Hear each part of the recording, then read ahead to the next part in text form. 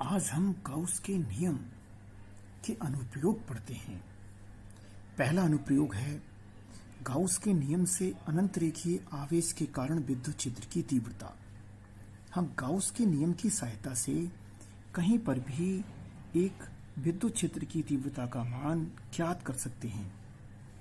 Gauss का जो नियम है, जो फाई है अपना, वो रिलेशन को भी शो करता है, यानी कि Q नेट और एप्सिलॉन नॉट।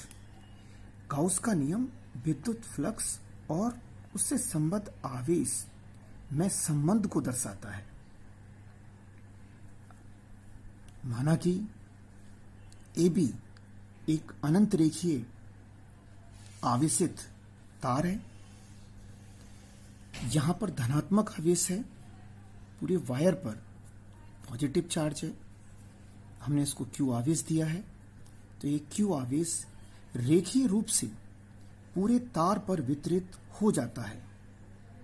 ये समरूप वितरण है। समरूप मतलब कंटिन्यूअस तो है ही।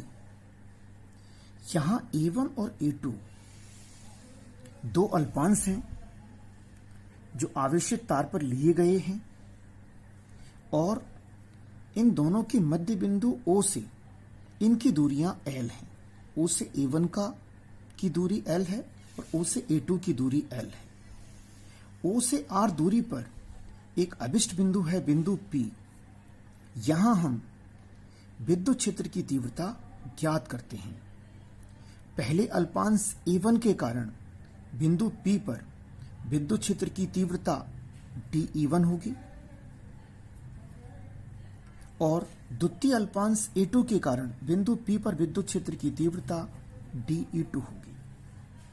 बिंदु P पर हम एकांक धनात्मक आवेश Q0 की कल्पना करते हैं।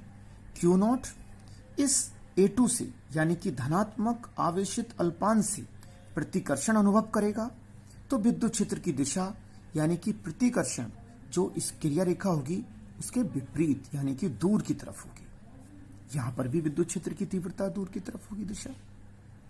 अब हम परिणामी विद्युत क्षेत्र ज्ञात करने के लिए क्या करते हैं कि dE2 और dE1 को घटकों में विभाजित करते हैं। तो dE1 ये थीटा है, ये भी थीटा है, और ये मान भी थीटा है। इसके शीर्षाभिमुख कोण है। तो dE1 को जब हम घटकों में विभाजित करते हैं तो इस थीटा के सामने वाली ये वाली भुजा यदि लंब है तो ये भी dE1 sin थीटा होगा।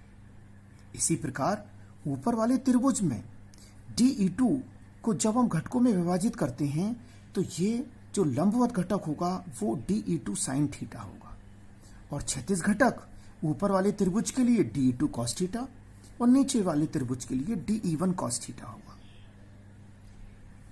तो यहां dE1 sin थीटा और dE2 sin थीटा जो दोनों लंबवत घटक हैं वो एक दूसरे के बराबर और विपरीत होने के कारण एक दूसरे को निरस्त कर देते हैं, जबकि क्षैतिज घटक परस्पर जुड़ जाते हैं। अर्थात बिंदु P पर विद्युत क्षेत्र की तीव्रता की जो दिशा है, जो परिणामी दिशा है, इन दोनों घटकों से जो हमें मिली है, क्षैतिज घटक जब सारे जुड़ेंगे तो वो तार के आवेशित तार के एकदम लंबवत है। बिंदु P पर विद्युत क्षेत्र की जो दिशा है वो लंबवत है, अर्थात बिंदु P पर परिणामी विद्युत क्षेत्र बिंदु को तार से जोड़ने वाली लंबवत रेखा के अनुदिश होता है, अर्थात त्रिज्यीय दिशा में होता है। त्रिज्यीय कैसे? ये अगर आवेशित तार है, प्लस आवेश इसको दिया गया है, तो ये बिंदु P है, तो ये बिंदु P त्रिज्यीय होगा। बिंदु P की स्थिति ये भी हो सकती है और बिंदु P की स्थिति ये भी हो सकती है। ये सब त्रिज्याई हैं। इसका मतलब ये हुआ कि अभिष्ट बिंदु P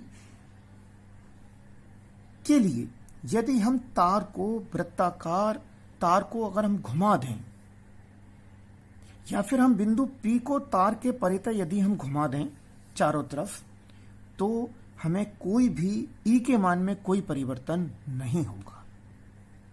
अब हम विद्युत क्षेत्र की तीव्रता का व्यंजक देखते हैं।